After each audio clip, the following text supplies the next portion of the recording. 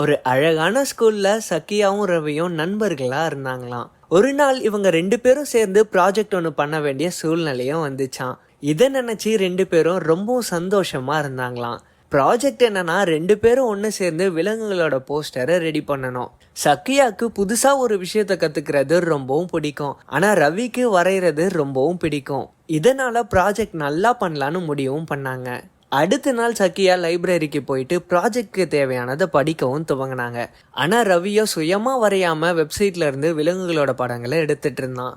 இத தூரத்துல இருந்து பார்த்த சக்கியா, ஏன் இந்த ரவி வெப்சைட்ல இருந்து எடுத்து ஏமாத்துறான், இதை நம்ம சுயமா படிச்சு தானே பண்ணணும்னு தன்னோட மனசுக்குள்ள சொல்லிக்கிட்டாங்க. பள்ளி முடிஞ்சதுமே சக்கியா ரவிய பார்க்க கிரவுண்டுக்கு போறாங்க. ரவிய பார்த்த சக்கியா, உங்ககிட்ட கொஞ்சம் பேசணும்னு சொன்னாங்களாம். ரவி அதுக்கு பேசலான்னு ரொம்பவும் பதட்டமா பதில் அளிச்சானா. ரவி, நீ வெப்சைட்ல இருந்து விலங்குகளோட படங்களை எடுக்கிறத நான் பார்த்தேன். இது ரொம்பவும் தவறு. ஏன்னா நம்ம படிச்சு சொந்தமா தான் இந்த ப்ராஜெக்டை முடிக்கணும்னு சொன்னாங்களாம்.